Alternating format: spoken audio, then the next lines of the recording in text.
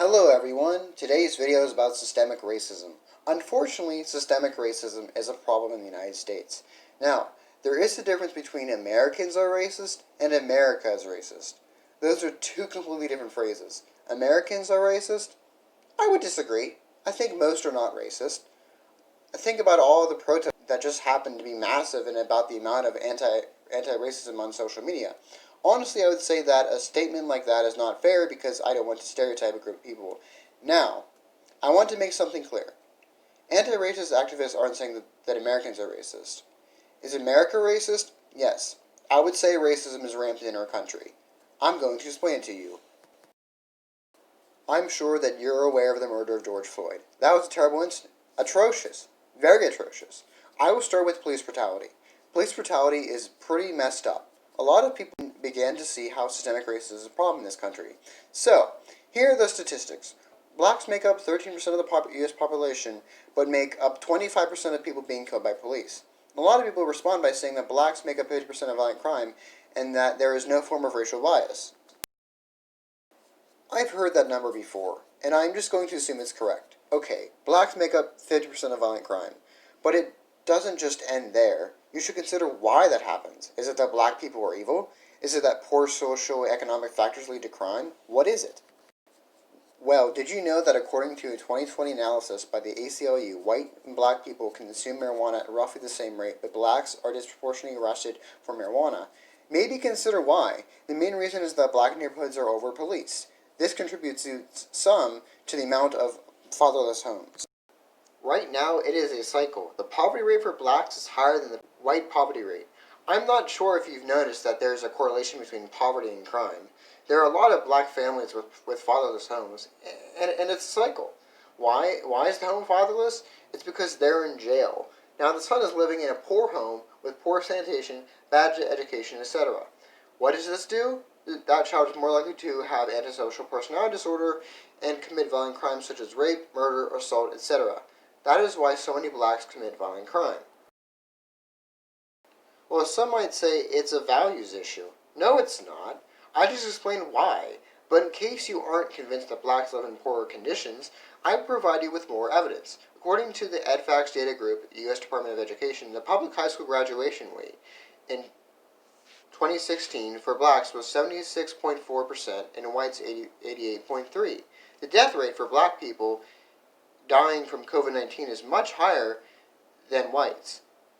According to APM research, blacks are dying at 3 times the rates as whites. Why? Because of poor sanitation. Now, a lot of you watching this video are not experiencing this. If you are white, you are living with white privilege, whether you know it or not.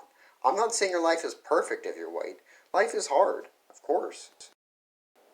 I know a lot of you have been saying, I'm tired of these protests. I'm tired of everything. I just want everything to go back to normal.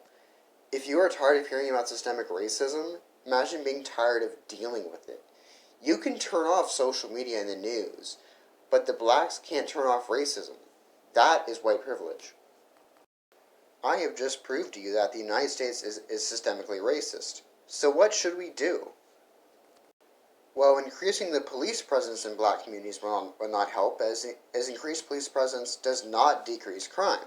The main solution is to defund the police. Defunding the police does not mean completely getting rid of the police. It means reallocating some of the funding for the police to things like education, public safety, and healthcare. It would lift a lot of blacks out of poverty, and there would be less crime. I would highly recommend you look up your city's budget and see how much funding is put towards the police. If it takes up more than 20% of the budget, consider reallocating some towards education, healthcare, public safety, etc. Now, how can you help? What can you do? Well, first, I would educate yourself just like you are doing now. After that, make sure if you are 18 or older to register to vote. Voting is important. Make sure you vote for somebody that will defund the police or just dismantle this racist system. I would say leftists are very dedicated right now to fighting systemic racism. You can also donate to Black Lives Matter and sign petitions as well. Now, if you are thinking that this is getting political, it's because the right has made it political. Racial injustice should not be something to ignore or make political. It is a shame that people have made fighting systemic racism political. To clear up any misinformation, Black Lives Matter is a movement to try to bring about an end to police brutality and other forms of racism. It is not saying that only Black Lives Matter. This is not a black supremacist movement. It is not racist. It is not pushing for communism, whether you support communism or not. It is just a broad movement trying to bring about an end to systemic racism. Therefore, you should be able to support Black Lives Matter, whether you are white or black or whatever race you are. I know some of you are like, yes, but I don't support all these violent protests. Like, they don't need to happen. Well, you have to keep in mind that Black Lives Matter is not new. It's been around for years, and there have been protests for years that have been peaceful. Don't you remember when Colin Kaepernick knelt during the national anthem? That was a form of his protest. I mean, you can disagree with it, but that was a form of peaceful protest to try to bring about change in this country. And guess what? No change happened. It was ignored, and here we are right now with violent protests.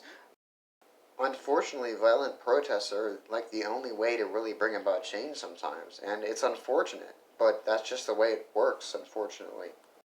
Well, thank you for watching my video. Please like, subscribe if you've not done so, and share the video. I'll see you next time. Please follow me on Instagram and Twitter. Thank you.